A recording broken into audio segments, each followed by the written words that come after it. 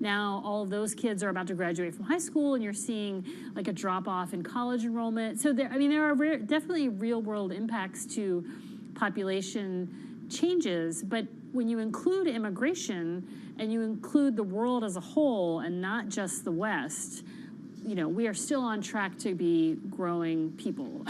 That is a fact. And so it's just very interesting to sort of look at how, this kind of fringe movement called natalism has increasingly entered the mainstream. Dana, does the world at large, does the Bloomberg audience kind of need to keep the head of PWI, Dean Spears? The Population Wellbeing Initiative. Exactly. Yeah. Do they need to keep him on their radar? Yes, he's coming out with a book in the fall by Simon & Schuster, six-figure advance. I mean, it's called After the Spike. It's kind of, it'll be like a mainstream book, kind of espousing, I think, a lot of what is in line with Musk's thinking, that we need to really be paying attention to fertility trends. And I think it's just important, billionaires have a lot of ways to spend their money. Musk has a foundation. His foundation is now donating to academia. I think that's really significant and something that investors and customers and people in general should be watching. And it also said that one of his, researchers are going to be joining, I think, President Biden's Council of Economic Advisors, right? So, yeah, it's kind of spreading out. Yep. Not saying it's bad. I'm not making a judgment, but I'm just saying, yeah. But Dana, this is also a story about Elon's businesses, because he has had kids with people at his at least one of his companies in the past. So we should note that even though we're talking about what could be his personal views that he's increasingly talking about on X and on Spotify, I was going to say Spotify, but on podcasts. Doesn't own that yet. He doesn't own that yet. On podcasts. This is coming out in the work that he does too. Yeah, and there are a lot of, to be clear, these are consenting adults. Yes. But one of them is currently his employee. She's an executive at Neuralink. And so, obviously a couple of years ago, Business Insider broke the news that Musk and Siobhan Zilis, the executive at Neuralink, had twins together. In our story today, they also had another child that was previously unreported. So this is definitely a pattern of his. It's kind of amazing. It's just sort of unheard of that you would have that going on, I think, in most quarters. But it's a pattern that's been established, and it seems to be continuing. Well, it's an incredible story, and I think a really smart one, and just kind of getting into it and explaining it and doing the research and giving us the facts, certainly when it comes to fragility and what's going on globally. Also, as Carol reminded me, some incredible animations on the terminal. It actually made me kind of laugh. Check it out, everyone. Dana, have a great weekend. Bloomberg News senior tech reporter Dana Hull. Coming up next, we're talking about car dealers that cyber attacked.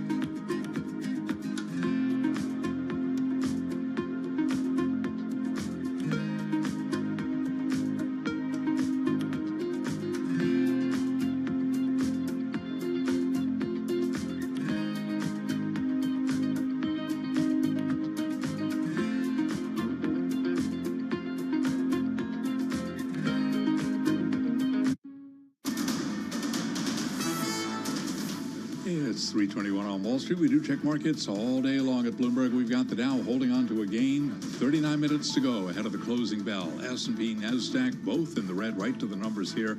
We've got the S&P down 7, 54.66, drop right now of 0.1%. The Dow holding on to a 20-point gain, up less than 0.1%. NASDAQ down 20, a drop there of 0.1%. 10-year 4.25% with a 2-year at 4.72%. Gold down 1.6%, now down $38 the ounce to $23.21.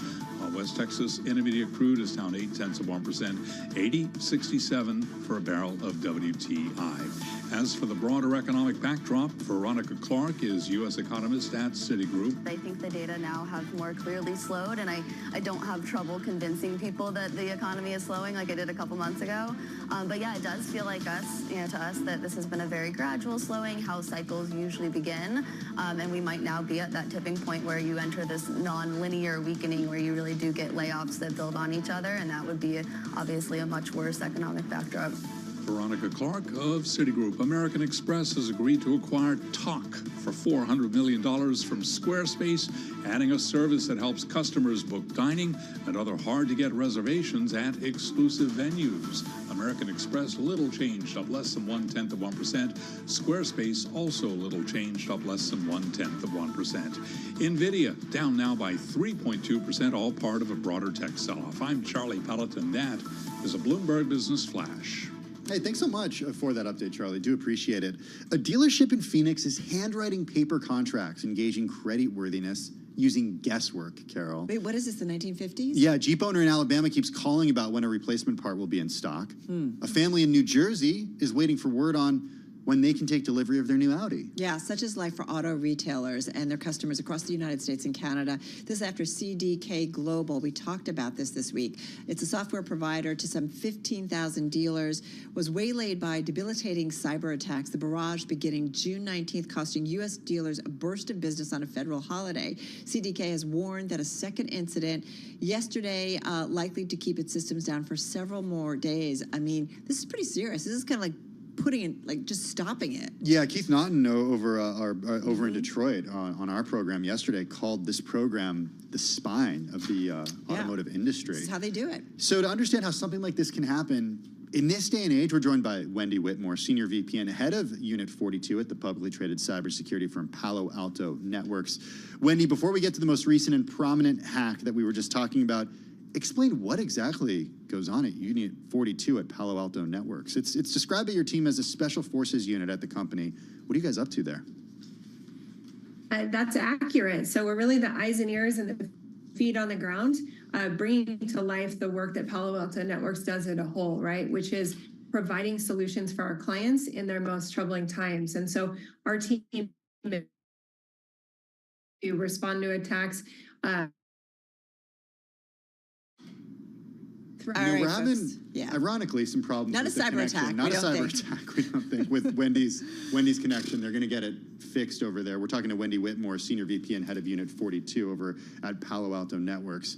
I got to tell you, a good reminder that the infrastructure that so much of this economy relies on is so fragile. Yeah, it doesn't take much. We've seen it, over the years, hospital systems, we talked about ransomware for a long time, and that's certainly an issue, but these cyber attacks and what it can do for an industry. I mean, this is a $1.2 trillion industry. That was the sales last year.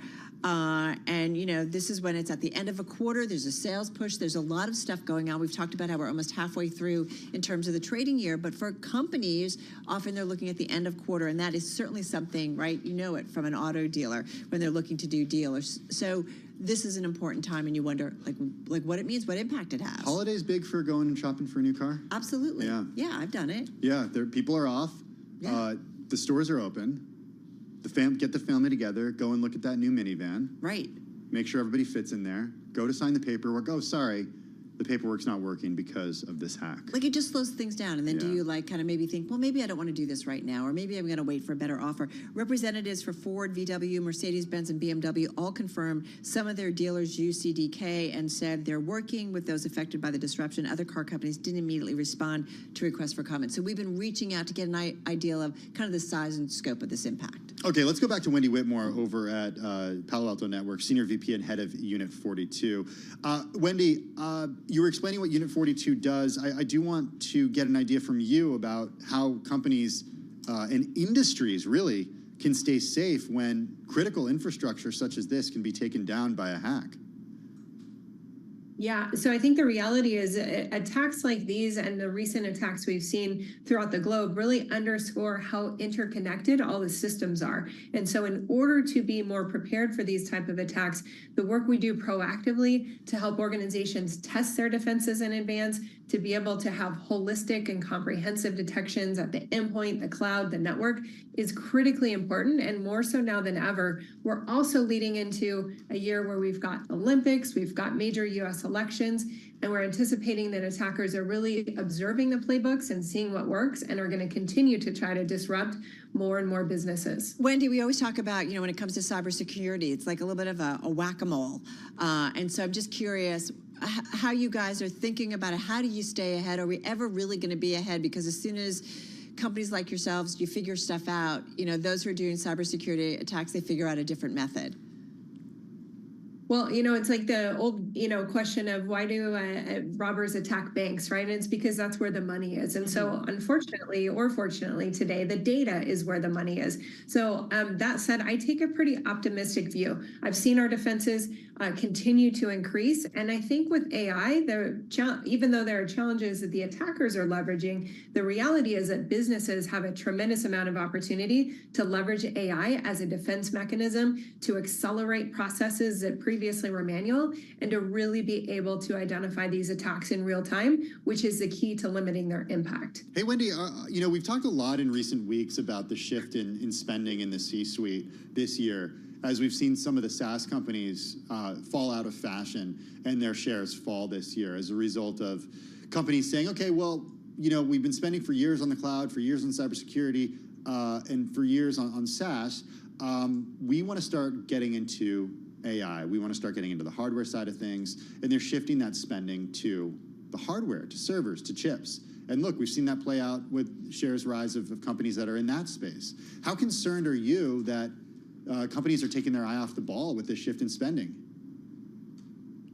I think it's a great question, but not concerned. And the reason I say that is because the reality is, especially when we look at current attacks, right? What we're seeing is by and large cyber criminal actors who have invested pretty closely and significantly in understanding how business to business transactions and relationships work, and realizing that if they disrupt those components, in some cases, it's actually much more disruptive to organizations than just destroying consumer confidence in them. So as a result, the businesses across the globe are also understanding, they're observing that, and they're certainly investing in mechanisms to make sure that we continue to secure those transactions so they can continue to go on about their operations. Wendy, where do you guys see as the most vulnerable? In terms of an industry or a technology? I am kind of interested in industries. Like I'm thinking about the Bloomberg audience, right? Obviously, an investing audience in a big way, but obviously investments go to all different types of industries. So I'm curious where you see, I think we all talk about kind of as a joke, but not really as a joke, that the financial community, we are so nervous that, something kind of really big happens in that regard. But I do wonder where you think, what industries are the most vulnerable here. We actually saw something with Lending Tree. We talked about it last night. Yeah, that's right.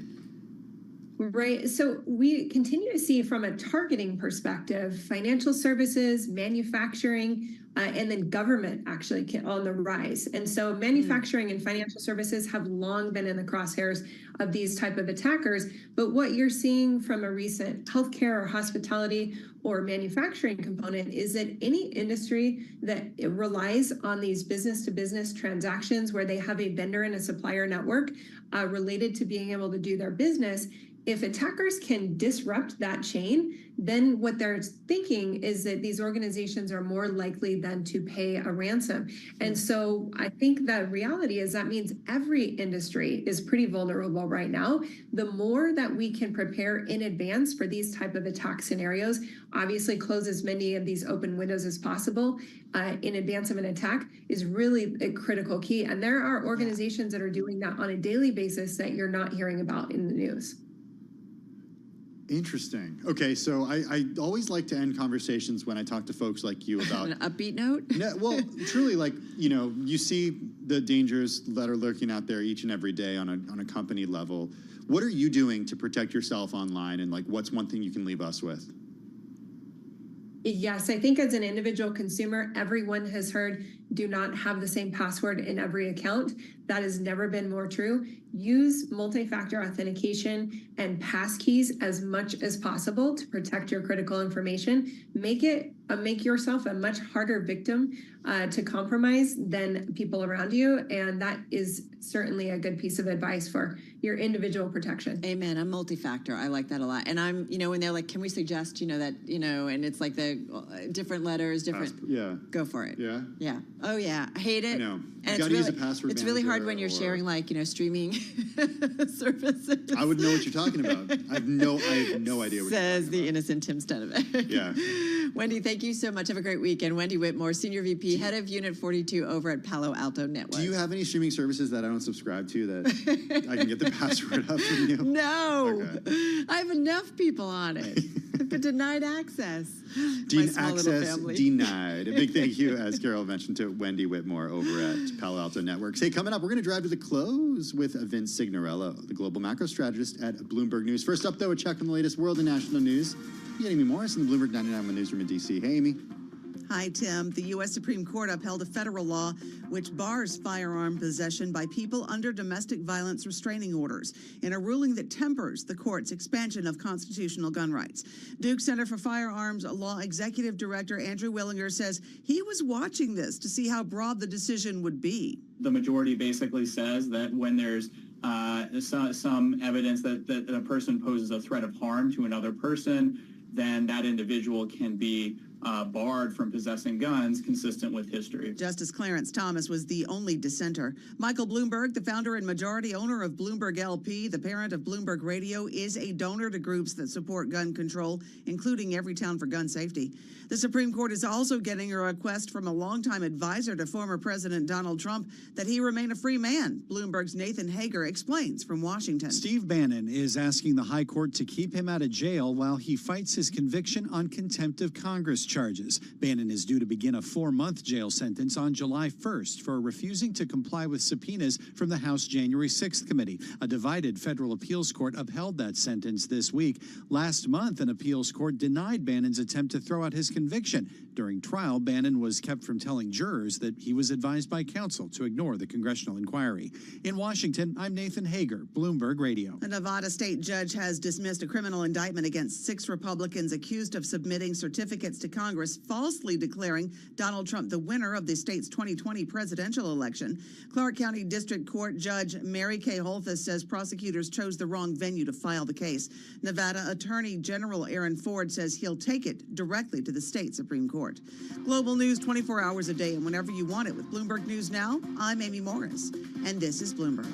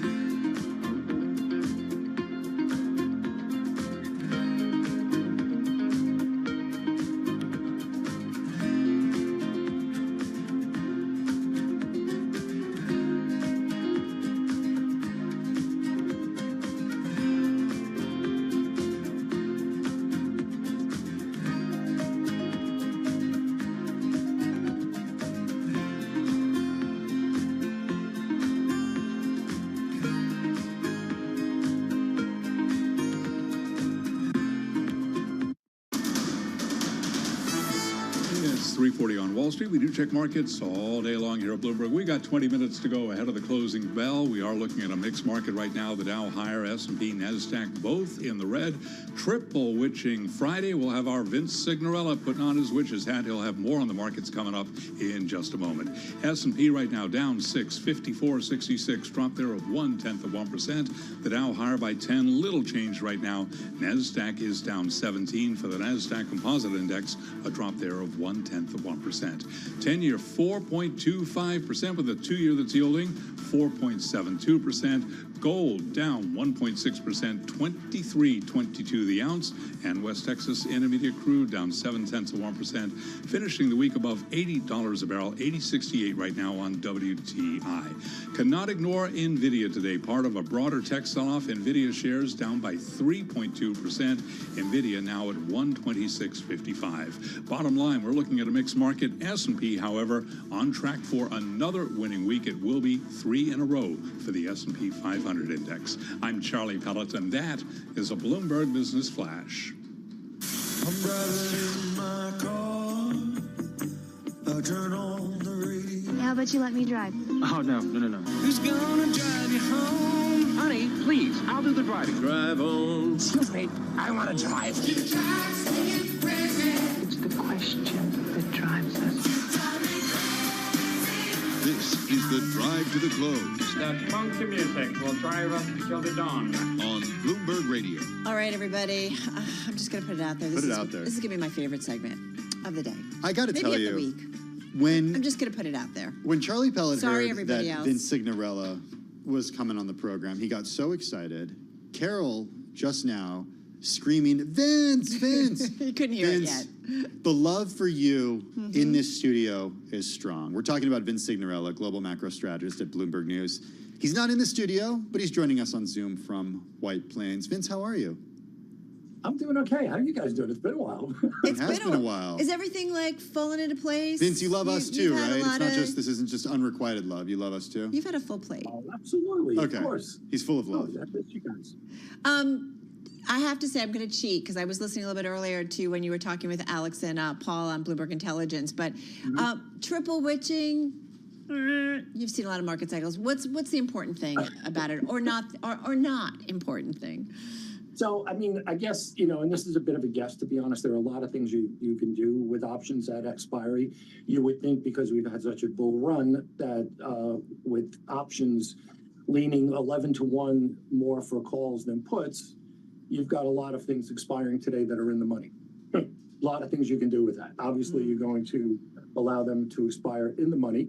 You can write covered calls against it. You can buy puts against that to cover the downside. You can just exercise it and hold on to them and hold on to the cash position.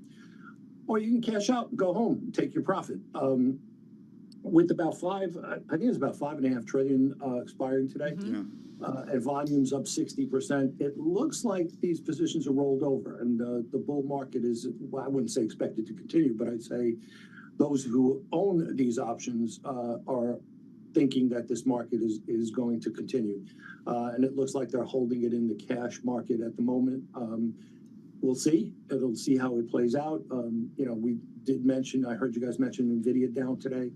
There's the rebalancing of the State Street ETF today, where there had to be some buying in NVIDIA and some selling in Apple. But, that's been going on for a week. So probably overshot the runway on that one a little bit and just squaring up positions. So we'll see how we take this into next week. Okay, well, speaking of next week, we're going to get some important data. But before we get there, Vince, one thing that I wanted to talk to you about was just what's going on in the U.S. economy right now, because we're getting some mixed signals with a payrolls number that came out for the month of May that was stronger than expected to the upside. Go ahead. Yeah, I will tell you one of the things that came to my attention from resumebuilder.com. They did a survey and found that 3 in 10 of postings, and this feeds into JOLTS, and JOLTS is a big thing for the Fed. It was huge for Yellen. 3 in 10 postings are fake. That's 7 out of 10 hiring managers find it morally acceptable to fake job postings. Come on. Potentially the JOLTS data could be off by about 30%. Wow. So we've already seen JOLTS being in a decline for 2 years. If that's the case, then the labor market is not nearly as strong as the Fed thinks it is. The economy is very likely to be rolling over. You got that at a time where inflation is still sticky. Okay. So the combination is not a good thing for any central bank or any equity bull. I think we may be getting long in the tooth on these things, and I think the Fed, as much as I thought for a long time, didn't even have to cut this year at all, may be having to cut a lot harder and faster and soon. Interesting. Okay, I know Carol wants to get some questions in, but I'm going to ask one more. No, go ahead. Vince. And then you're done. And then I'm But done, go and then ahead. Carol can ask a couple questions, maybe, if I feel like it, Carol. Go on. Okay, if I feel like it.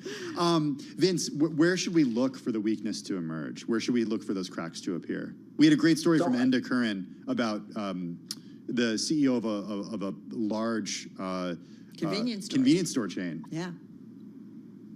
Well, I think, about a week from now, we're going to get consumer spending, the PCE report, consumer income numbers as well. We'll see if that sort of matches the data we saw from the University of Michigan and the retail sales number, which basically showed a consumer being tapped out, slowing down a little bit. If we get a slow consumer, and we're not going to see a slowdown in inflation. We saw it today with the EIA report. Yeah. Gasoline is a lot higher. We're beginning of the summer months. They're not going to go down. A lot of that relief in inflation in May came from lower gasoline prices. That is completely reversed, going the other way. That's going to eat into disposable income for consumers.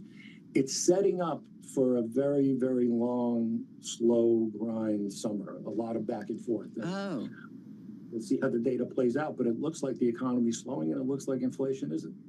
Hey, just got about 45 seconds left here. What do you think is the most important part of the market right now, or what's most interesting here? I just think as we head into a weekend, what's kind of top of mind for you, or what are you hearing from traders that's just really, really interesting to you? It obviously has to be tech. Everybody's long tech and like all in, if you will. The other day, I think it was yesterday morning, an analyst at Deutsche Bank, Mr. Reed, put out a report that said that the valuation when NVIDIA was at its high, its market cap was more than that of both the UK and French stock markets combined. I don't want to say the word bubble, but I'm going to say the word bubble. Hey, you said it. When you say one stock is equivalent to two entire nations, and we're not talking about, some banana republic here. We're talking about the UK and France.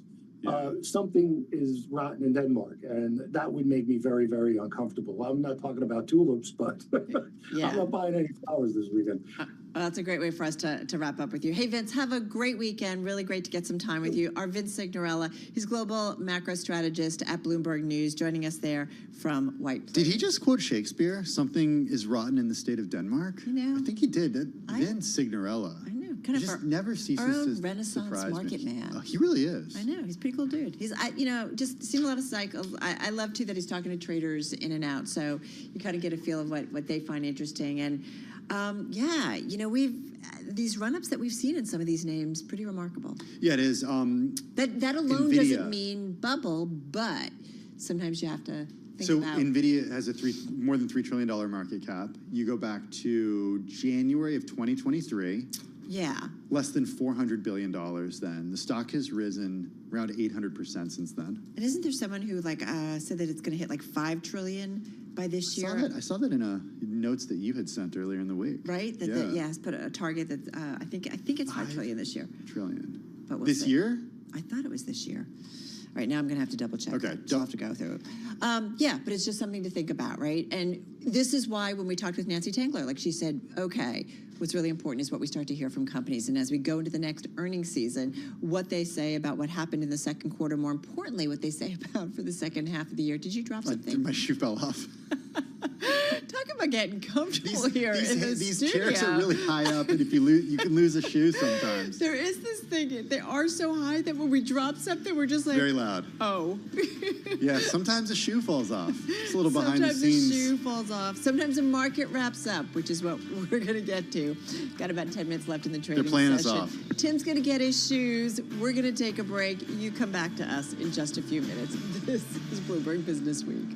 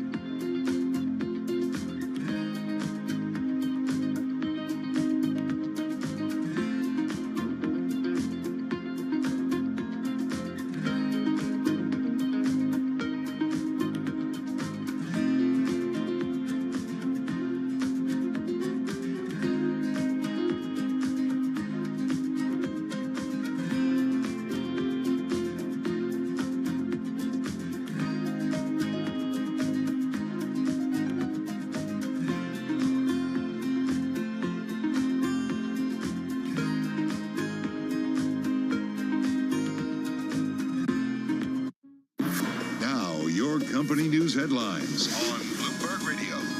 From Bloomberg World Headquarters, I'm Charlie Pellet. 3:53 right now on Wall Street. Four of the biggest banks on Wall Street must improve their blueprints for a hypothetical wind down after top regulators in Washington found weaknesses in their plans. The FDIC and the Federal Reserve say the so-called living wills of JP Morgan Chase, Bank of America, Goldman Sachs, and Citigroup all had shortcomings. Today we're looking at JP Morgan Chase shares down 1%, Bank of America down 1.3%, Goldman Sachs down 1.5%, Citigroup shares lower now by 1.1%. Ferrari is inching closer to its first all-electric supercar, opening a factory in Italy where the brand will produce the next generation of its sought-after vehicles. Earlier today, Bloomberg spoke from the floor of the factory with Ferrari CEO Benedetto Vigna. It's a new crown jewel factory for sure, but it's a factory that has a good name. The name is E-Building. The E in front of it stays for three things. It means energy, it means evolution, it means environment. Because this is a factory where we'll make new strategic component with for electric cars.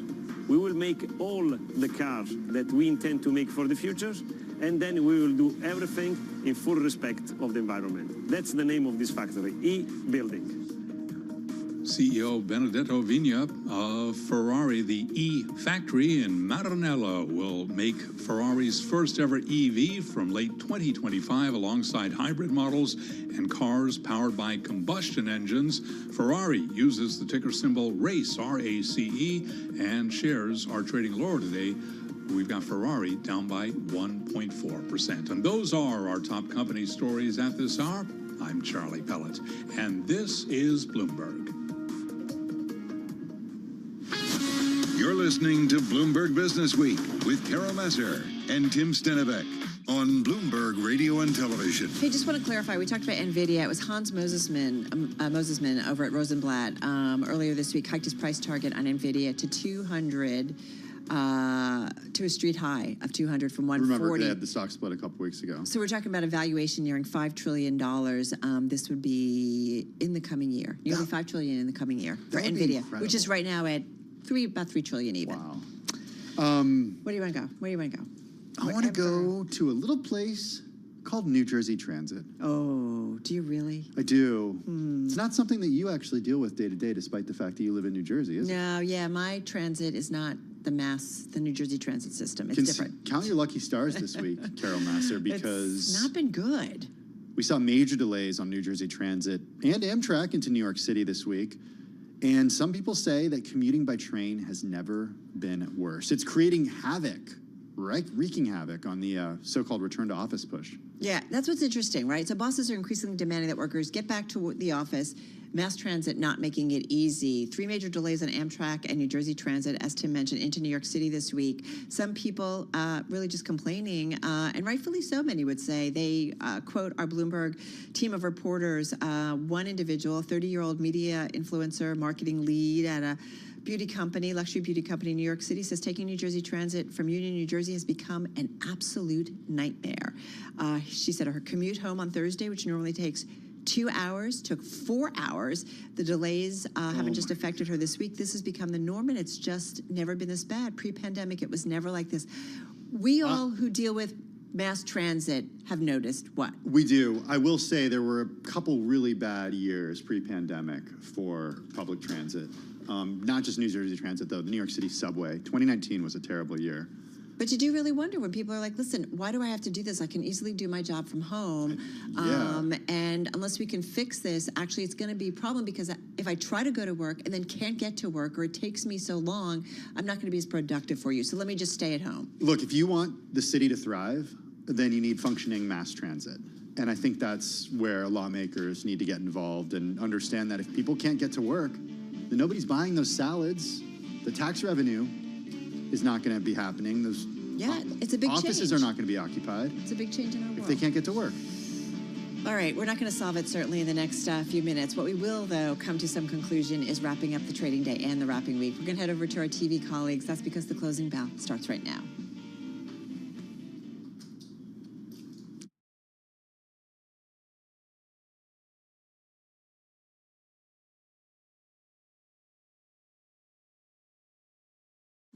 The Closing Bell, Bloomberg's comprehensive cross-platform coverage of the U.S. market close, starts right now.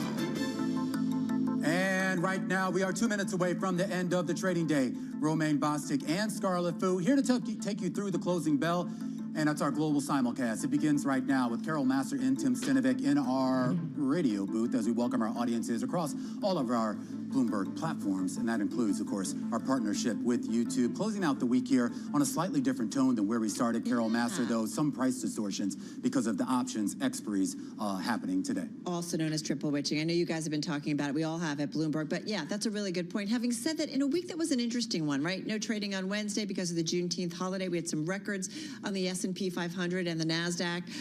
But it's interesting to see kind of things settle down a little bit. But we are still looking for an up week on both the NASDAQ 100 and the S&P 500. Interestingly enough, even though we're not seeing the S&P 500 move significantly today, volume is up 42% of its 20-day average, above that, as a result of that triple witching. So it's pretty incredible to see the increase in volume despite the fact that we're not seeing big moves on an index level. Yeah, absolutely. I mean, you do have a ton of money moving through SPY, the ETF that tracks the S&P 500, $25 billion worth. But you know what's double that?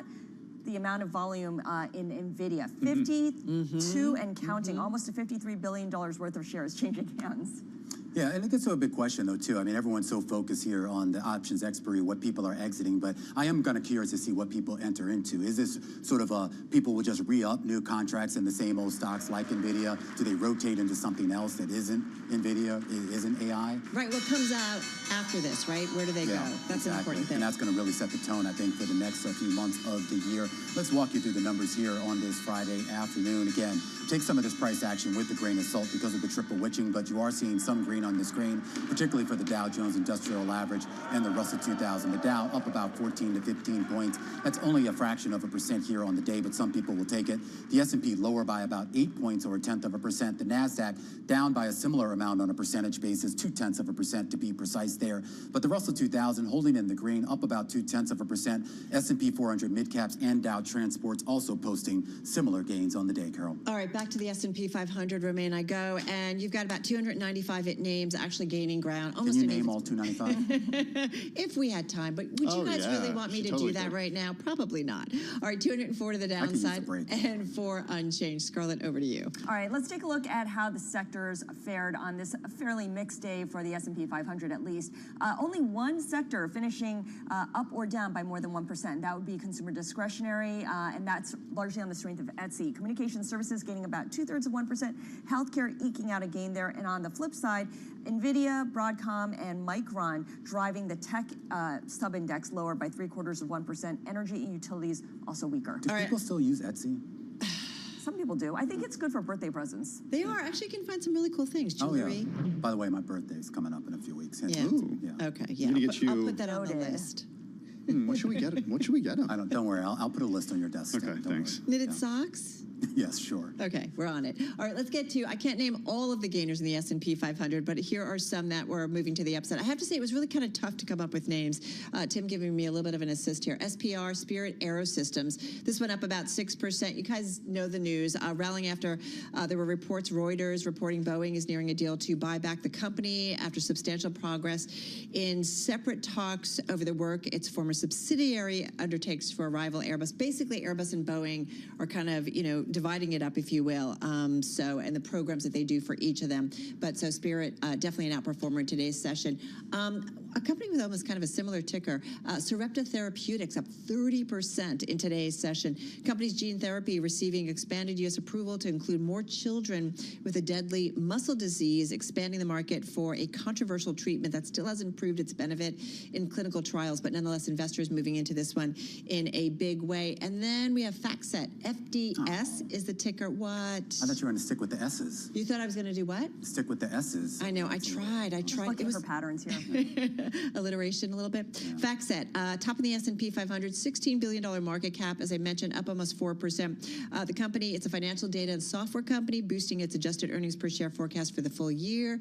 And Gilead Science, up for a second day in a row. It's up about 10% in the last 2 days. Remember the news yesterday that this company, experimental twice-yearly shot preventing 100% of HIV cases in women and adolescent girls in Africa. So this is a big trial, big news. They are still trying to get a vaccine for HIV. So nonetheless, investors liking this one for a second day in a row. All right, Okay, Tim, you got over the to you. gainers, Carol. I got the decliners. I do want to start with NVIDIA, no longer the world's most valuable company after taking that crown earlier this week. Shares down another 3.2% today after falling yesterday 3.5%. Shed more than $220 billion in market cap just in the last 2 days. But come on, still up more than 150% so far this year. This is an over $3 trillion market cap company, and at the beginning of last year, it was under $400 billion in terms of market cap. Just an incredible rise over the last 16 months or so, 18 months. Palantir, also another stock on my radar today. The shares got pummeled in trading as Monness, Crespi, Hart and Company cut the recommendation on the company to sell from neutral. They cited the company's gluttonous valuation. Brian White says the downgrade comes after, quote, dismal earnings season for enterprise software and also failed to live up to the 18-month Gen AI propaganda cycle.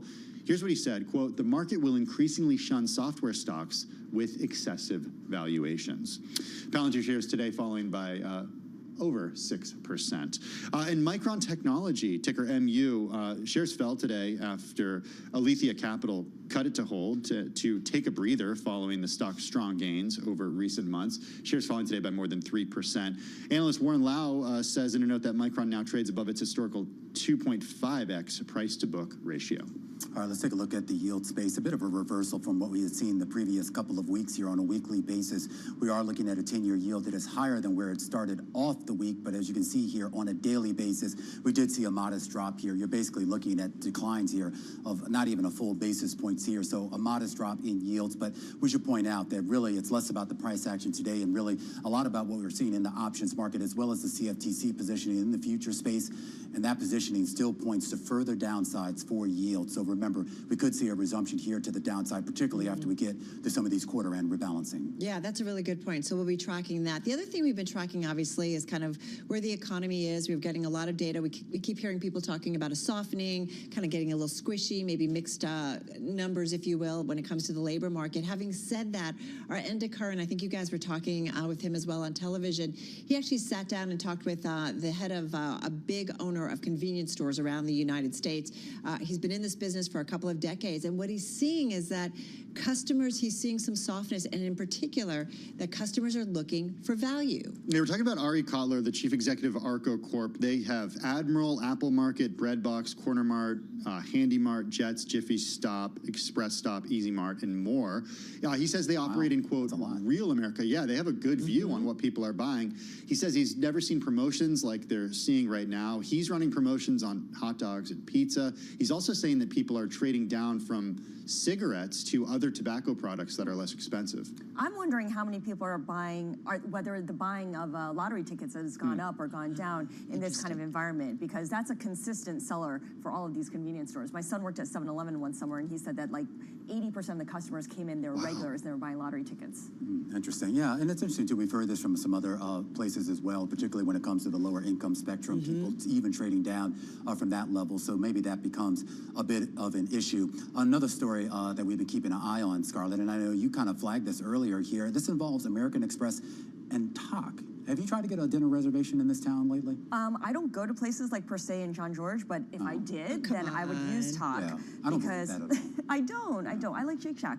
Amex agreed to buy TOC for $400 million, and this is another service to tack on to its services that it offers its customers, including Resi. That makes it easier for you to, book your next 8-person reservation at Jean George, Romaine. So does as well as posh events like a farm-to-table dinner on Governor's Island. Ooh, that sounds expensive and pretentious. Sounds like she knows a lot about this. I know, Are you for sure somebody you're who not only eats using a it? Shake Shack, All right. Just checking. But I'm curious. So I mean, is this going to be a good thing now that a credit card company owns this? I mean, because I feel like this is just going to exacerbate the problem. I mean, the whole idea with this is for American Express to be able to serve its members who are paying upwards of $600 a year for that platinum card, or even more for other cards that they offer, and offer them something that makes them feel like they're getting value from the service. Whether or not they're actually getting value remains to be seen. It's a big business for American Express, $100 billion in volume last year. So it makes sense to maybe add on another category, but it kind of feels like, this is their world, right? And it just kind of makes a little bit of sense. So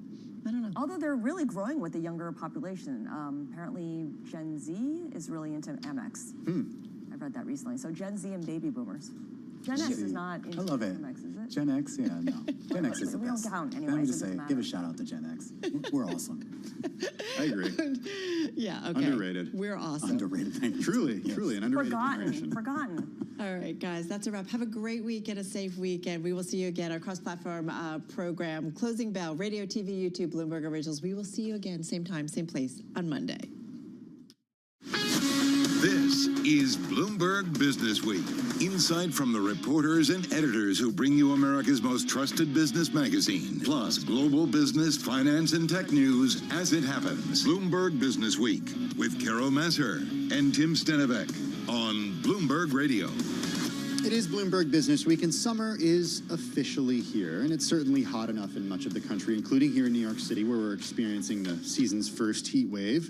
Even though it's summer, things are still incredibly busy. We got no shortage of economic data this week, including retail sales, industrial production, housing data, and then that moment we were talking about a little earlier in the program, that brief moment that NVIDIA overtook Apple and Microsoft to become the world's most valuable company. They've added more than $2.7 trillion in market value since the beginning of last year on enthusiasm over AI. Right, and then we've got, of course, the election coming in November, and then we've got a big debate also next week. So that, taken together, is the backdrop for tonight's episode of Wall Street Week with David Weston, coming your way at 6 p.m.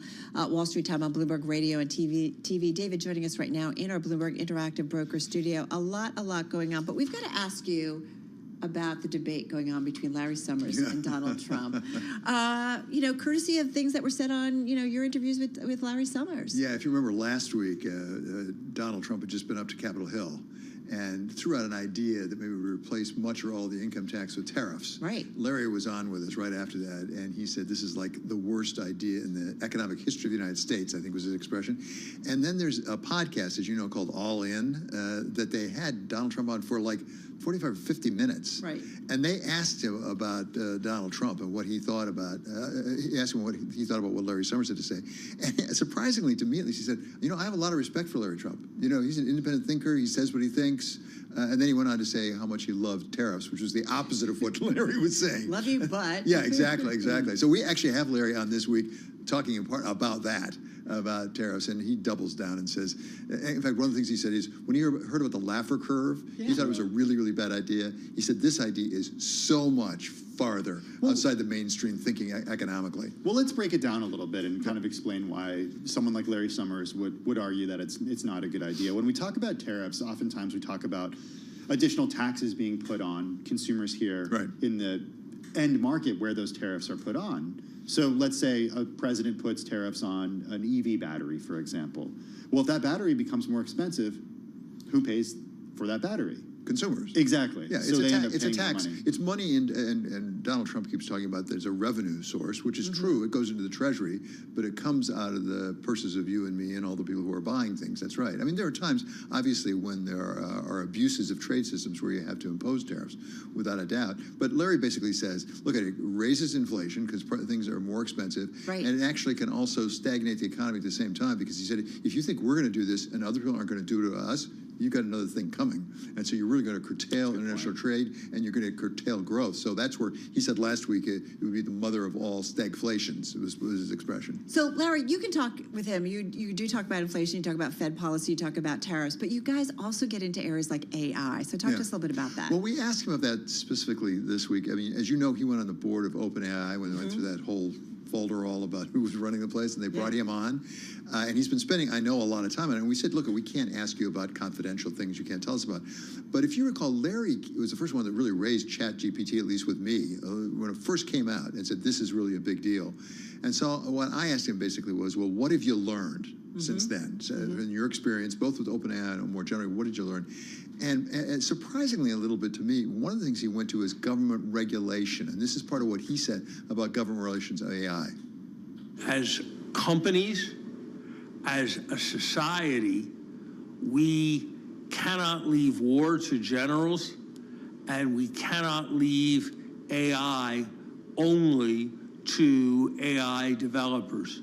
And that's why it's absolutely essential that public authorities take a strong role here to make sure this technology is used for good.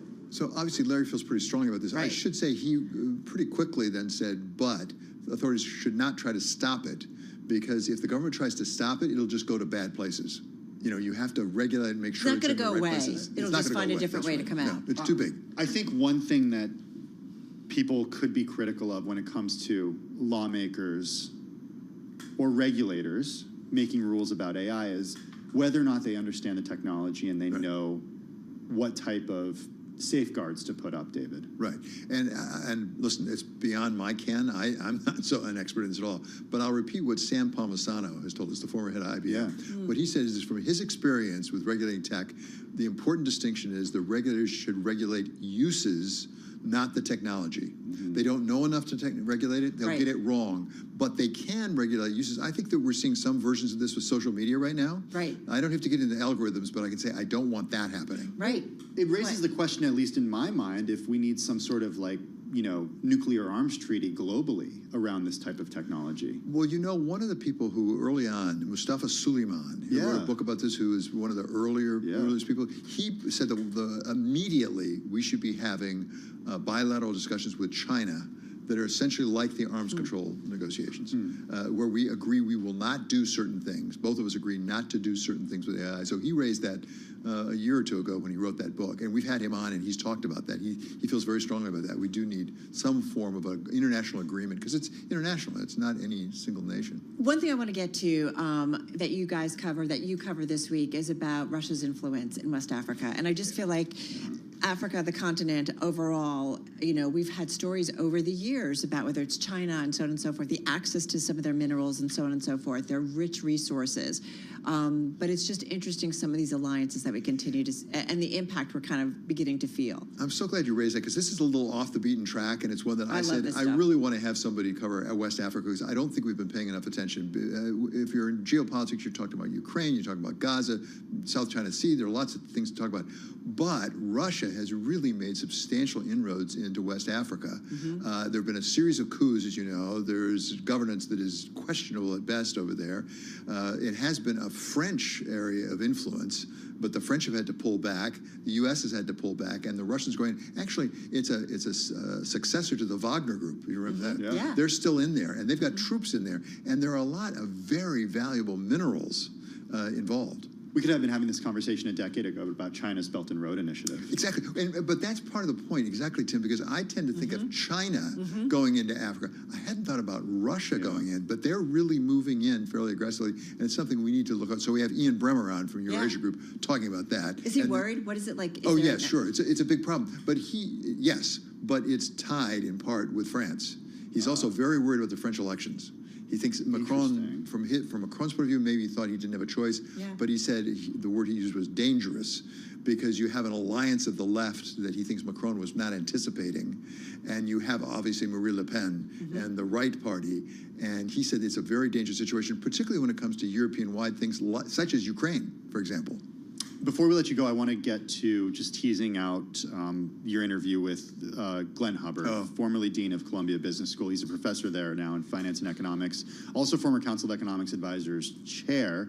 What did you guys cover? Well, one of the things we did was go over a piece that he just has out, as of today, actually, in Foreign Affairs, where he essentially takes a look at Bidenomics, on the one hand, which he calls sort of a fuzzy form of industrial policy, and the Trump approach we were just talking about with tariffs, which is essentially mercantilism, going back pre-Adam Smith. And he said neither one of these is a very good model going forward. We need something that does rely on markets the way neoliberalism would, but unlike neoliberalism, recognizes the limits of markets and where we need to intervene to really help promote equal opportunity, essentially. It's like we need this massive summit or something for people to take a look at capitalism and just in general, the impact, the routes it's taken, and then how can we do this better going forward? We need we need a theory, a new theory. scary. Yeah, I think so. Yeah, it just, all right, so you can get on that, okay? Yeah, I'll put that on the list. Yeah, It but can Glenn's be very good at this. The Wall Street Week event.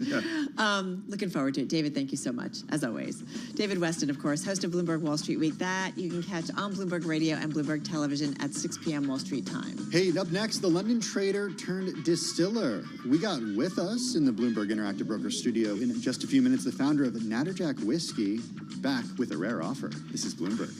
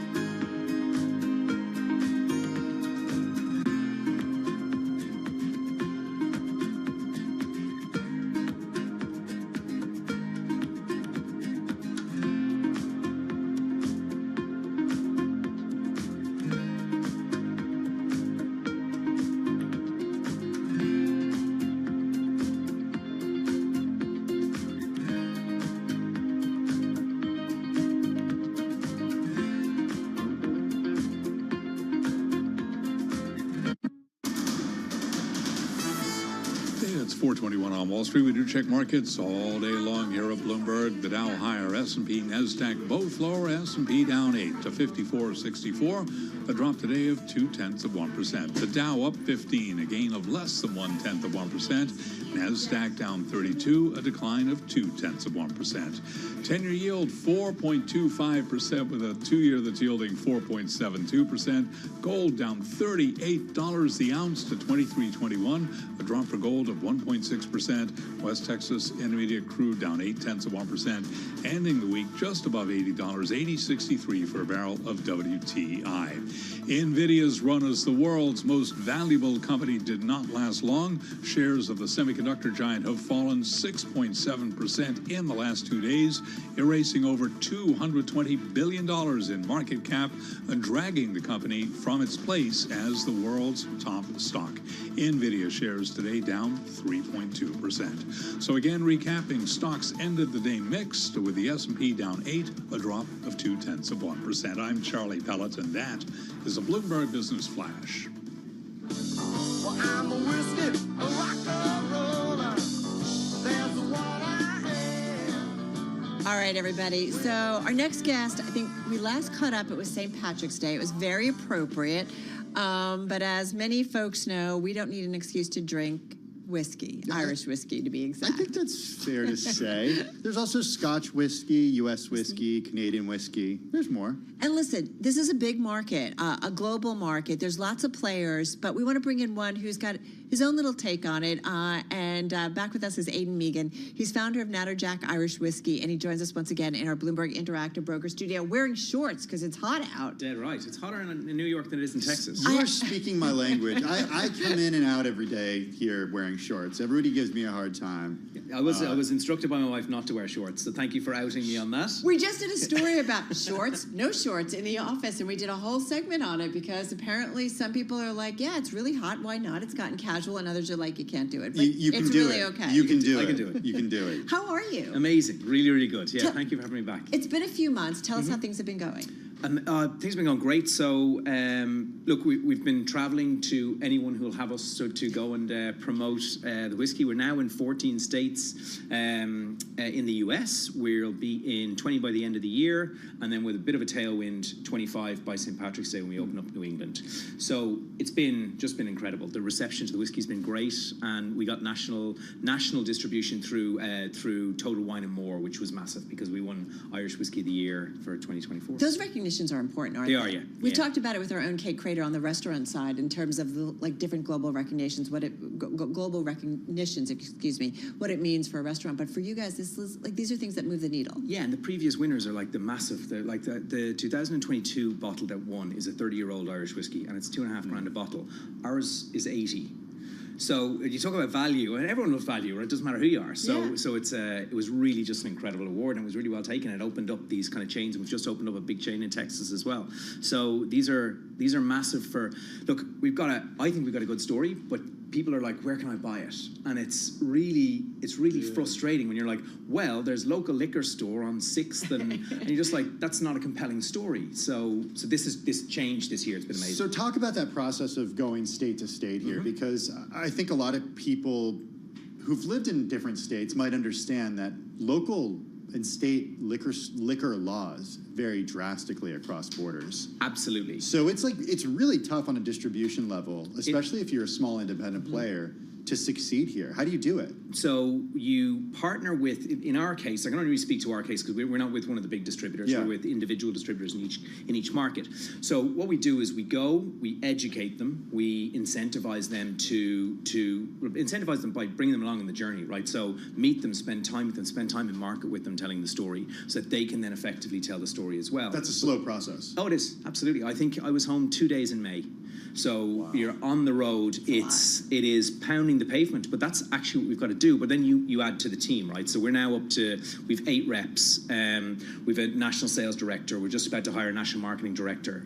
We've got 3 people in Ireland. So it's a lot of pounding the pavement. But as you scale, you get them to tell the story, and they can educate people. And I want to get to the story, but Aidan, I do feel like it's a moment in time, or has been for years, that in the liquor market, the alcohol market overall, that upstarts, newcomers can really find a niche for themselves, that people are interested. I think consumers are looking for different choices. They are, and they're looking for authenticity as well, right? And I think at the larger brand level, that authenticity doesn't speak to someone who's into the process or into starting a business or those sorts of things. They struggle with that. So for a brand like ours, it's an amazing time to be able to actually go and meet the people and tell them our story.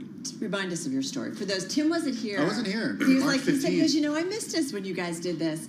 Shanali was with us. Shanali Bostic, one of our reporters. Talk to us though about your story. Remind our world. So it's a good one. I was an equity trader in a hedge fund back in 2015. I think was when I kind of had the moment. I was like, look, is this everything that I want to do with my life? Like I loved it. I think I was okay at it. Like I had a decent career, and but I was like, I wanted to build something. I wanted to build a business. Now I was running the business with my partners and that sort of stuff, but I was like, this is the time for me to go do that. Right? I had no real responsibilities at a house. I sold the house and moved back in with my parents, which they were very good to take me in for a couple of years. And that was your seed money? That was it. Yeah, I sold the house, and that was how much is this going to take? Turns out it took a lot more time, a lot more money than I ever fathomed. But then we got outside investment, and our investors are based out of Michigan, and so the first thing I had to do was I had to build a team. So I found Jordan Vaya, who's our distiller. I found a team of industry guys to help me because I had no idea what I was doing. In some ways, I still don't. How do you do that? Or is that just the trader mentality of, I don't know, let's figure it out? Let's figure it out on the go, right? Yeah. So I found actually my first business plan recently. It's dreadful. Like, it is absolutely horrific. So you go and you learn, right? And so the business plans, as it grew, it kind of became its own kind of thing. And everyone looked and told. Why was it horrific? Like, what was it about it that you went, that... Everything, like Tim's an MBA. He could have written it. You could have polished it up for me, but like, yeah, so, maybe not. Right, so the graphics were dreadful. The layout was dreadful. My focus was in the wrong place. Right, I didn't realize what it took to build a whiskey company.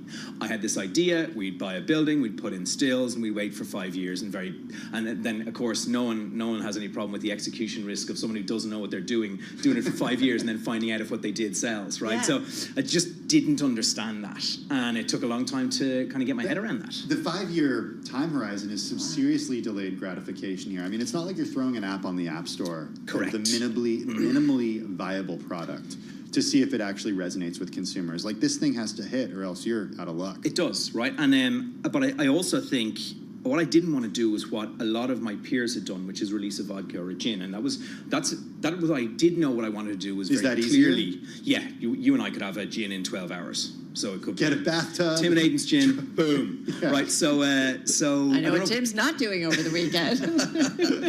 So I needed to. But I wanted to do whiskey. So then we had to source whiskey. But this is back in 2015, 16. There wasn't much available from a sourcing perspective. So I got offered 8,000 liters of this, 2,000 liters of 8-year-old double distilled. And I was like, I could buy that now. I've got the capital, and we can take it to market. But what happens then if it's a success? I can't get any more of it. So then, because they own it. No, that was all that was available. Oh, that's all. Got it. Yeah.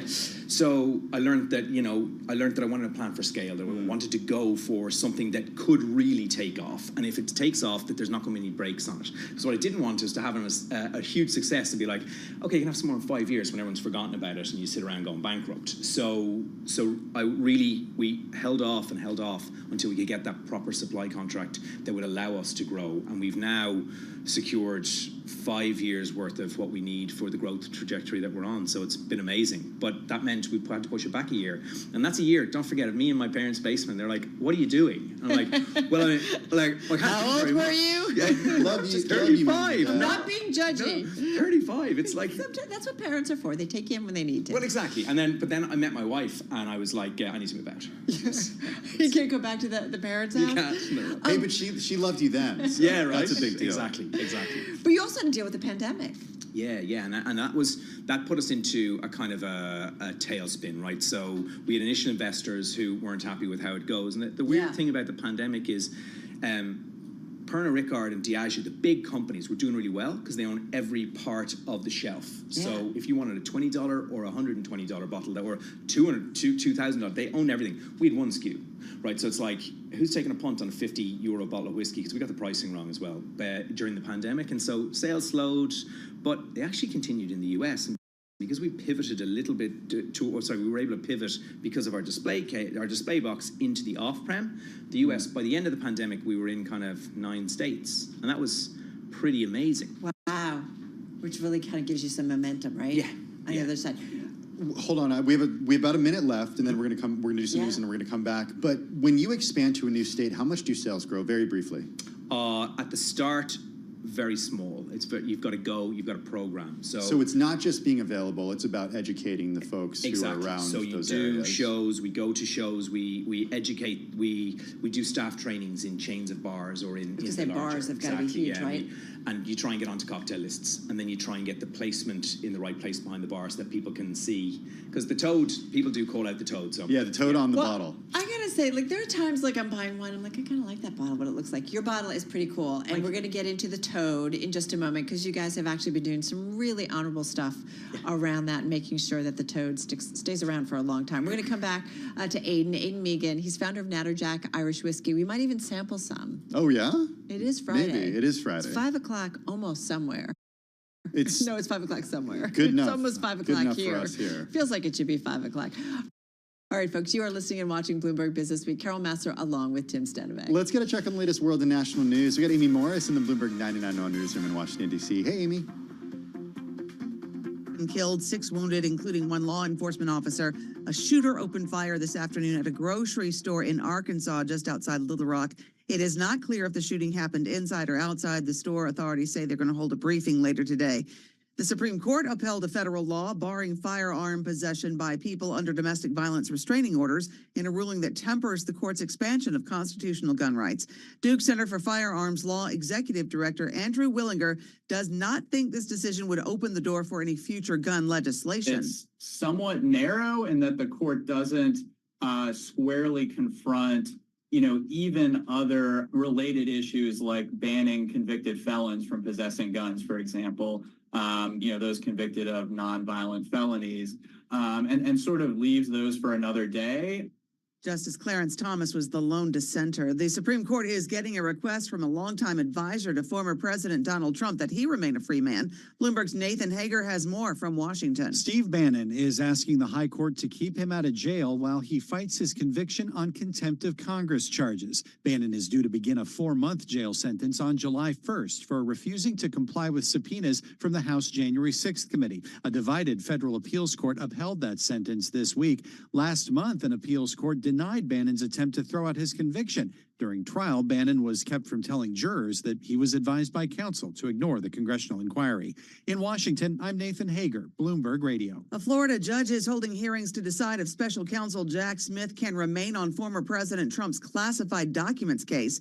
Trump's lawyers say Smith's appointment is unconstitutional. Smith claims Trump's team is just trying to delay the case as long as possible. Global news 24 hours a day and whenever you want it with Bloomberg News Now. I'm Amy Morris, and this is Bloomberg.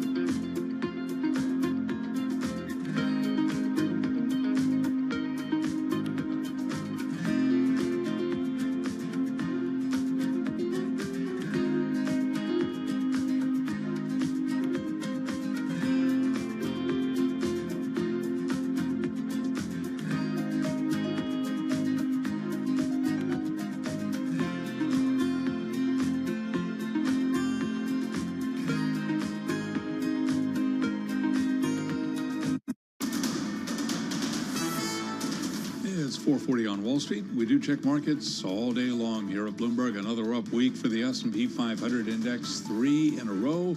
On the week, the S&P 500 index up by 0.6%. Turned out to be a down Friday, though, for the S&P 500 index, falling 8 points, ending the week. Heading into the weekend at 54.64, drop today of 0.2%. The Dow, a little changed, up 15 points, up less than 0.1%. While NASDAQ fell 32, a decline of 0.2%.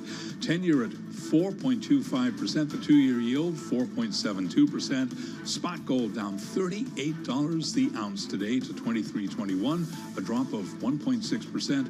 West Texas Intermediate crude oil down 0.8%, 80.62 for a barrel of WTI. So again, 10-year yield 4.25%. What about the Federal Reserve and the timing of rate cuts? Nancy Tengler is CEO and co-chief investment officer at Laffer Tengler Investments, and she was a guest right here on Bloomberg Business Week. You know, I think you ignore at this point what the Fed is saying, what data they're depending on this next meeting, because the trend line in corporate earnings is positive and margins are expanding. Now, not every company. We saw it last quarter. If you missed on any metric, you got clobbered. Nancy Tengler of Laffer Tengler Investments. Speaking of earnings, CarMax shares gained today after the used car dealer's first quarter results slightly beat the average analyst estimate. Shares today up by 0.4%. NVIDIA shares dropped again today. NVIDIA down by another 3.2%. NVIDIA's run as the world's most valuable company didn't last long. Shares of the semiconductor giant have fallen 6.7% in the last 2 days. The bigger number, though, erasing over $220 billion in market cap. I'm Charlie Pelleton. That is a Bloomberg Business Flash. All right, Charlie, thank you so much. You are listening and watching Bloomberg Business Week. Carol Massar along with Tim Stanovic. We want to get back to Aidan Megan. He is founder of Natterjack Irish Whiskey, who is back here in our Bloomberg Interactive Broker studio.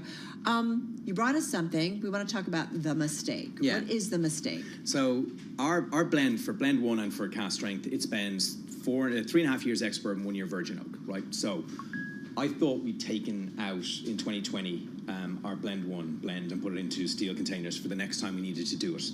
The pandemic was on. We didn't have a huge need for whiskey. So about a year later, I called up the guy who'd done it, and I was like, where's that whiskey now? And he's like, well, it's still in barrel. I was like, what? No. We can't take it. So I was like, well, what are we going to do? Because I can't sell that as Natterjack, and I didn't have a brand for it. So I was like, okay, so we left it. And then Jordan Via, our distiller, he tasted it about 6 months ago. And he's like, that is the best whiskey we've ever made. It's incredible. So he's like, so we said, okay, great. Well, this is when a screw up becomes a good thing. 100%, right? Yeah. And evolution's full of mistakes. And that's right. But everyone was like, okay, let's really market this. We're going to say, you know, this was always your vision for the whiskey. And I was like, but that's bull. Like, it's a lie. Can right? I open it and pour some while you continue talking? So I was like, let's call it a mistake. I've made some huge mistakes in my life. So some of the best parts of life come from mistakes. And I was like, let's just own it. It was a screw up. Wow. It was a screw up. That sounded very good, Carol. And it is. Really good. It's like our whiskey. It's a year older. It's been 1 year longer in I'm just virgin. going to do a little because I know. How big of a batch? 46 barrels. It's all sold. It's all sold. Yeah. It's done. You can't get this. Huge. You can get some through natterjack.com, and when I say it's sold, it's left hour distribution. Okay. Right. So it's still in stores, but we don't have. I haven't seen a bottle since I saw that one today. First of all, it smells really heavenly. Thank you. Yeah. So it's really heavy on the oak. Oh, you I do do. have a bottle. Okay, glass. So to walk us through it. So. It's a little bit lighter on malt than our original blend, but it's still in there about 17%. It does smell lighter. Mm-hmm. Yeah, I feel lighter. And then there's still the char number 4, and still, for me, toasted walnut, a little bit of cinnamon. It smells so good. And it got Can I just sit here and smell for the next how many minutes? 5 minutes? It got amazing. So what does that teach you as someone, like these mistakes? So now are you guys experimenting more? Yeah, we are. We're playing around with it. Well, do you know what it taught me? It taught me that problems aren't only problems if you see them as problems. That's pretty nice. Right? So This is why you make mistakes in life, folks. 100%. Sorry. Yeah. Well, so my biggest trading mistake was about Korean won non-deliverable forwards, which cost me my job back in. Did it really? Yeah, it did. Yeah, I rolled the wrong amount. I didn't know what a non-deliverable forward was. So I now know what a non-deliverable forward is, and I no longer. So some mistakes can cost a job. Some mistakes can make cause a great whiskey. Incredible delivery, discovery. Yeah, and I think it's our best whiskey. But then also, for our first shipment to China in 2019, big shipment, 1,000 cases. We hadn't had 1,000 case order. It was first year of the business. Faye and I hand dipped all the bottles in black wax, and they all got sent to China. But they went through the equator, which is 50 degrees. Liquid expanded because it's hot. Wax weakened because it melts. Cracked. Yeah. And so all the bottles opened. So it got to China, and they said they opened it, and it smelled amazing. There was no whiskey. So it was all open. So we turned that was a mistake. Yeah. We turned that into Mr. Wang, our Chinese distributor, came in, and he was like, are you going to cover the cost of this? And I was like, no, you got insurance. He's like, my insurance doesn't cover wax melting and liquid expanding in the equator. And I was like, okay, if you triple your order, I'll cover the cost of the first one. And he's like, done. So our year was amazing in 2019 because of this big, fast on your order. Feet there. Oh yeah, I couldn't believe it when he walked out. I was like, because I knew I was going to have to pay if I wanted. Yeah. Aiden, one thing I wanted to talk about was just the changing view around alcohol that we're seeing here in the U.S. I was with some family, like cousins, extended family over the weekend, and everybody was talking about, hey, did you guys see that article in the Times over the weekend about people drinking less and alcohol actually not being good for you at all? And it seems like study after study is coming out that says, like, okay, even in moderation, alcohol isn't good for you. How do you think about stuff like that? I do think about it quite a bit, and I think there definitely is a movement that way. And look, I think we know that alcohol isn't in moderation. It's one study one day says it, the other day says it. But for me, it is definitely a movement towards drinking less and also drinking better. So when we talked about authenticity and knowing the process and knowing the producers, I think that's really an opportunity for us, for people to say, right, well, if what I'm going to have tonight is one whiskey, I want to drink something where it actually means something to me. So it's an opportunity to connect with a consumer in order to really bring them along on the journey with you. Right? If you're only having one whiskey, make it a Natterjack, right? Don't spend, it's like anything, right? Don't spend your calories on a cheap donut. Go and get a really nice donut. And the same is, and I think that's how we try and tell that story as well. You sound like my mother. It's like when you're going to go shopping, you're going to buy something, make sure it's something you buy really good and make sure it lasts forever. This idea of quantity over maybe quality, just generally, you do wonder whether or not that kind of kicks in again. In a world where we are very blessed by abundance, but you do wonder at some point where people are kind of like, well, wait a minute, and certainly in a higher inflationary environment. I think that's right, yeah. The Natterjack Toad. First of all, if you haven't seen this bottle, I'm going to take a picture and tweet it out, but it makes your bottle so distinct. Remind us about the Natterjack Toad, and I can actually hold it up for everybody so they can see. Can they see? Oh yeah, look at that. So the Natterjack Toad. The camera's right there, Carol. All right. Yeah, that bottle, that's the mistake, but yeah. Sorry, there's a little bit of a, but it's there's a little bit of glare from the light. No, it's actually really kind of cool the way you guys did it. That was a mistake from the first printing of our label. Are you serious? The whole thing is just a mistake. All right. Yeah. Mistakes are Don't good. drop it, or else that will be a huge mistake. Mistakes are good, but keeping these toads around are also good. And you guys have been doing something. It is, yes. So the Natterjack toad is the only toad indigenous to Ireland, but it's a very Irish toad. It can't hop, it walks, it can't swim, it drowns. Thank you. Great. And it does things its own way to survive. So it's very definite in how it walks. It has a croak that can be heard 2 kilometers away, a mating calling that heard 2 kilometers away, like some whiskey drinkers. And it's nocturnal like all whiskey drinkers. Those male toads are so desperate. There we go, right? But they're, as I say, they're not very good at swimming, and they live in pools. So that's not a great combination. Yeah. So what happens is they tend to die off. So they're endangered in Ireland. They're originally from Ireland. They're across Europe, but they're originally from these sand dunes in Kerry. And so we released 1,000 of them. Wow. We reckon about 20% of that will survive, and then next week we do another 1,000. And so they're incubated at Dingle Aquarium, and then they're released. Scott and Stephen were down releasing them into the wild in the west of Ireland. Portion of your profits too are going. Absolutely. So we sponsor the program every year. It's a great program to keep them alive, and I think without them, well, this would probably be called Aidan Megan's whiskey, and we wouldn't be sitting here. Listen, we love talking about about it and love hearing your journey. And we love hearing about the mistake. Thank you. That's really kind of fun. Looking forward to what comes next. Be Definitely. well. Have a great weekend. You too. Stay safe. Aiden Megan, founder of Natterjack Irish Whiskey. And I'm going to send out a picture in just a moment. Carol Master, Tim Stanovic, this is Bloomberg.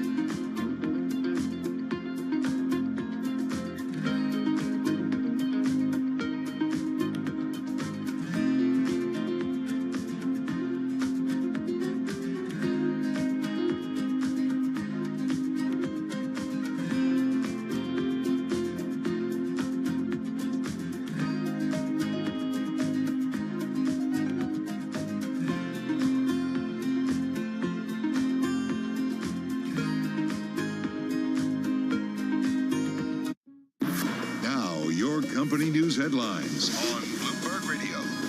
From Bloomberg World headquarters, I'm Charlie Pellet. Apple is withholding a raft of new technologies from hundreds of millions of consumers in the European Union, citing concerns posed by the bloc's regulatory attempts to rein in big tech. The company announced today that it will block the release of Apple Intelligence, iPhone mirroring, and SharePlay screen sharing from users in the EU this year because the Digital Markets Act allegedly forces it to downgrade the security of its products and services. Apple today fell 1%. NVIDIA's run as the world's most valuable company didn't last long. Shares of the semiconductor giant have fallen 6.7% in the last 2 days, erasing over $220 billion in market cap and dragging the company from its place as the world's top stock. American Express has agreed to acquire Talk for $400 million from Squarespace. That story from Bloomberg's Dan Schwartzman. Charlie, American Express is adding a service that helps customers book dining and other hard-to-get reservations at exclusive venues.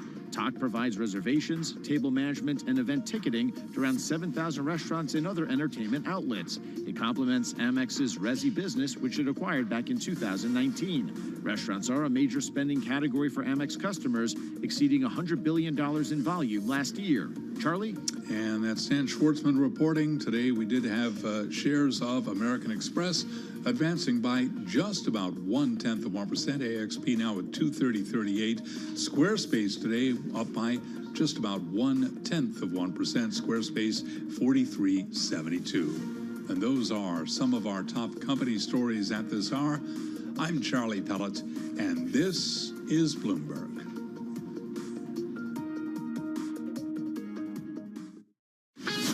This is Bloomberg Business Week with Carol Massar and Tim Stenevec on Bloomberg Radio and Television. It is Bloomberg Business Week. Let's get a check on the latest world and national news. Amy Morris is in the Bloomberg 99.1 newsroom in Washington, D.C. Hey, Amy. Hi, Tim. 2 people were killed, 6 more wounded, including 1 law enforcement officer. A shooter opened fire this afternoon at a grocery store in Arkansas. This is just outside Little Rock. It's not clear if the shooting happened inside or outside the store. Authorities are preparing for a briefing this afternoon. The Supreme Court has upheld a federal law barring firearm possession by people under domestic violence restraining orders. Duke Center for Firearms Law Executive Director Andrew Willinger does not believe this decision would open the door for any future gun legislation. It's somewhat narrow in that the court doesn't squarely confront, even other related issues like banning convicted felons from possessing guns, for example, those convicted of nonviolent felonies. And sort of leaves those for another day. Voting 8-1, the justices said the Constitution's Second Amendment is not so broad that it would protect gun rights of those found to be dangerous. Justice Clarence Thomas is the lone dissenter in that ruling. Michael Bloomberg is the founder and majority owner of Bloomberg LP, the parent of Bloomberg Radio, and is a donor to groups that support gun control, including Everytown for Gun Safety. Also, more decisions are pending, including Donald Trump's immunity claim, the fate of a settlement with Purdue Pharma over the opioid epidemic, and how the SEC fights securities fraud. Some of those rulings could be coming down as soon as next week. Trump ally Steve Bannon has asked the Supreme Court to delay his prison sentence while he fights his convictions for defying a subpoena from the House committee that investigated the attack on the U.S. Capitol. Bannon's request comes after a federal appeals court panel rejected his bid to avoid reporting to prison by July 1st to serve his 4-month sentence. He was convicted nearly 2 years ago of 2 counts of contempt of Congress. Global news 24 hours a day and whenever you want it with Bloomberg News Now. I'm Amy Morris. Now back to Bloomberg Business Week with Carol Massar and Tim Stenevec. All right. Thank you so much. Amy Morris there in D.C. All right, folks, we're getting ready to wrap up here the Friday edition of Bloomberg Business Week. Don't forget, we've got our weekend broadcast. That's 8 a.m. Wall Street time on Bloomberg Radio. Of course, you can also catch it on our podcast feed. And interesting, we kind of went back to the Pershing Insight Conference that I moderated a keynote with Jenny Johnson of Franklin Templeton. And Hanukkah Smits. And Hanukkah Smits at BNY Mellon Pershing. And just, we really got into a lot of areas, the broad macro environment, what registered investment advisors are thinking about. But we talked about demographics, we talked about debt, we talked about AI. There's a lot of good nuggets in there. And we had a little bit more. In the show. We do have a little bit more in the show. And Dr. Anthony Fauci is in the program as well. Do not miss it tomorrow at 8 a.m. on Bloomberg Radio. And you can also get it in our podcast feed anytime after the initial drop tomorrow. Hey, a couple great most read stories on the Bloomberg Terminal that I want to sort of talk about very briefly. You're not done yet, are you? I'm not done. What? Bailey Lipschultz has this story about Wall Street bankers who are skipping the Hamptons this summer for Pro Lacrosse League. And it goes through some of the folks who played in college who are now working on Wall Street. They're now pro athletes. It's pretty cool. Very cool. And we've interviewed the Rabel brothers, the co-founders of the PLL. They're featured in the story. So check that story out. Also a great feature about this great Jeffries party that I've never been invited to on Nantucket. What's up with that? I don't know. It's been happening since 2010 for 14 years. Is it just for guys or is it for anybody? What is it? No, this is like for people who are, have companies that are going to go public. Oh, that's right. Recently This is our most read story on the Bloomberg in the past cool. 60 minutes, Yeah. right? All the private jets and yachts that are landing in Nantucket. Sounds like a great party. You can bring your kids to the lobster bake. Yeah. They basically take over Nantucket. This weekend? It already happened. So we weren't invited. Like I said, never been invited. Yeah. It's okay. Feeling a little pain It's okay. here. Really interesting, as we said.